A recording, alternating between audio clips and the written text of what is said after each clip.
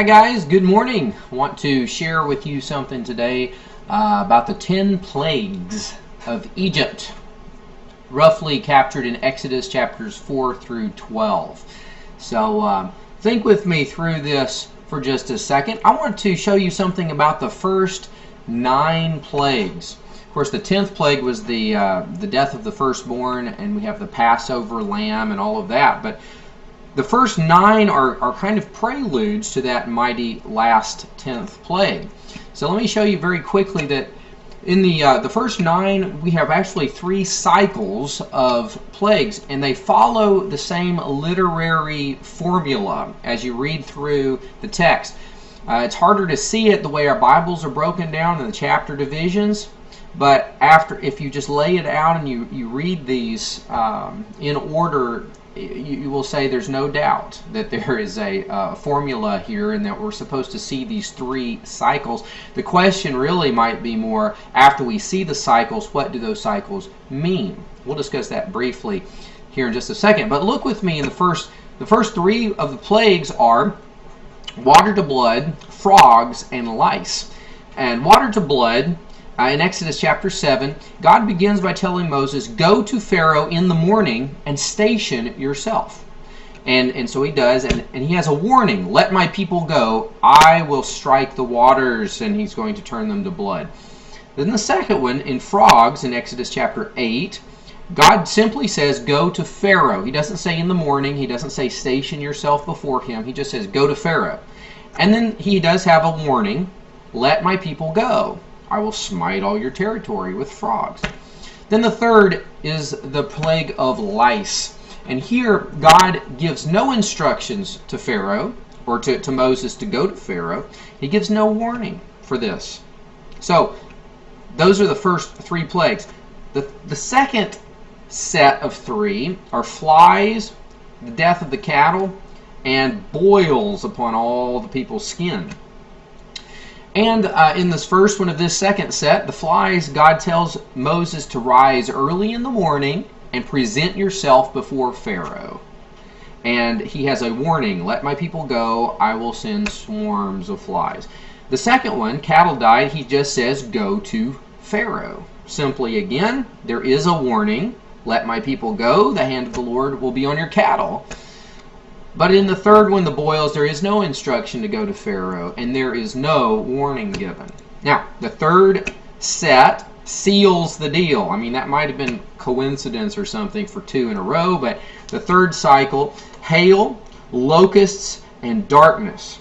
And for hail, God tells Moses to rise early in the morning and stand before Pharaoh. And he gives a warning, let my people go, I will cause very heavy hail to come upon the land. The second, locusts, God simply says, go to Pharaoh, and he gives him a warning. And the third, darkness, no instructions to go to Pharaoh, no warning given. So you can see as you look at this table here that basically there are 3 cycles that follow the same set. And I believe God is trying to teach Egypt and Israel something, and the whole world something in these 3. Let's look at the first set very quickly. Here's a verse in Exodus 8, verse 18 and 19 that I think drives to the heart of these first 3. The magicians of Egypt tried with their secret arts to bring forth gnats, but they could not. So there were gnats on man and beast. Then the magicians said to Pharaoh, this is the finger of God. But Pharaoh's heart was hardened, and he did not listen to them, as the Lord had said. Now, the first, water to blood, and the second, frogs, the magicians were able to duplicate those first 2 plagues with their magic arts, but they could not duplicate lice or gnats. In this depends on what translation you're using. And so they said to Pharaoh, this is the finger of God. And so what God did in these first 3 was he distinguished his messengers, Moses and Aaron, from Egypt's magicians. Now in the second set, flies, death of cattle, and boils, Exodus chapter 8, verses 22 and 23 gives us some insight. But on that day, God said, I will set apart the land of Goshen where my people are living, so that no swarms of flies will be there, in order that you may know that I, the Lord, am in the midst of the land. I will put a division between my people and your people. Tomorrow this sign will occur.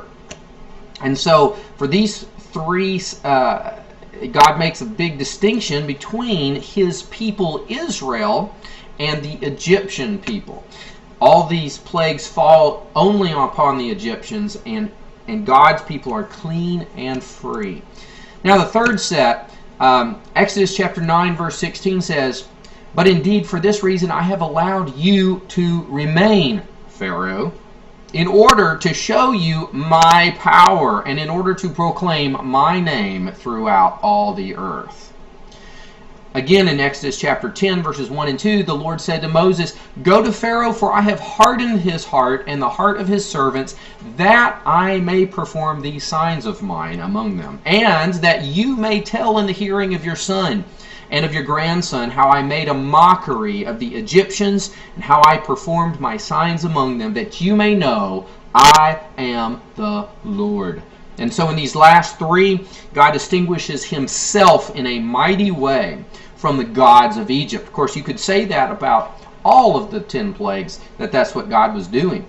And he's introducing himself to Egypt, to his people Israel, to the entire world, to the whole earth, as the great God, the God above all other gods. And this is the God that I serve, and I hope that you do as well.